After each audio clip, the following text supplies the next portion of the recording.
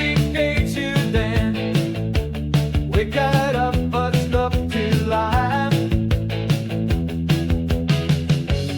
Håller sig som familjen. I